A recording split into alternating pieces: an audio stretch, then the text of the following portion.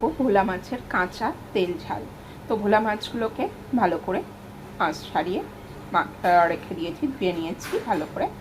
এবার দিয়ে নেব এর মধ্যে লেবুর রস। যেহেতু কাঁচা রান্না করছি সেই জন্য একটা আঁশটে গন্ধ থেকেই যায়, তো লেবুর রসটা দিলে সে আঁশটে গন্ধটা আর একদমই থাকবে না।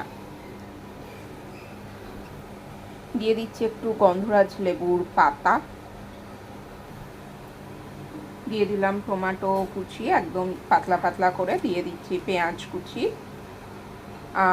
দিয়ে দেব চেরা কাঁচা লঙ্কা। যেহেতু আলু দিয়ে করবো ওই জন্য দিয়ে নিয়েছি কাঁচা আলু, মানে পাতলা পাতলা করে আলু কাটা। আর এখানে আদা রসুন কাঁচা লঙ্কা একসাথে বাটা, সেটাও দিয়ে দিলাম, সাথে একটু টমেটোও আছে। দেখো আদা রসুন বাটা দেওয়ার পর এখানে কিছু গুঁড়ো মশলা অ্যাড করে নিয়েছি। দিয়ে নিয়েছি লঙ্কার গুঁড়ো, কাশ্মীরি লঙ্কার গুঁড়ো, নুন, হলুদ, জিরে গুঁড়ো, ধনে গুঁড়ো দিয়ে এবার খুব আলতো হাতে মাছগুলোকে আমি খুব ভালো করে মাখিয়ে নেব বা মিশিয়ে নেব। এবার দিয়ে দেবো বেশ খানিকটা সরষের তেল, দিয়ে খুব ভালো করে মাখিয়ে নেব।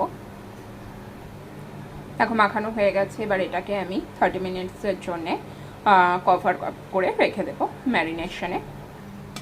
আবার প্যানে কিছুটা সরষের তেল নিয়ে নিয়েছি, ওই 3 টেবিল স্পুন মতো, দিয়ে মাছগুলো একে একে খুব আস্তে আস্তে দিয়ে দেব।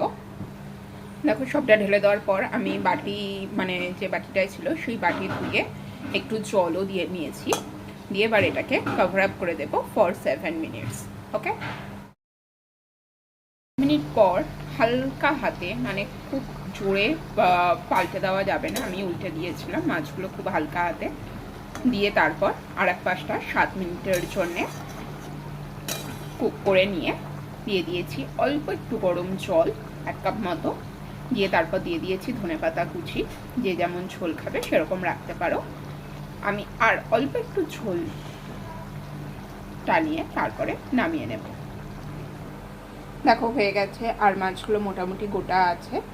তো আমি এটাকে কড়াই থেকে নামিয়ে সাজিয়ে নিচ্ছি বা পরিবেশন করে নেব। দেখো আমি এটা পাত্রে ঢেলে নিয়েছি, এবং রেসিপিটা কেমন লাগলো জানাতে কিন্তু একদমই ভুলো না। আর যারা আমার চ্যানেলে নতুন বন্ধু তারা প্লিজ ভালোবেসে পাশে থেকো, আর এই রেসিপিটা অবশ্যই বাড়িতে ট্রাই করো।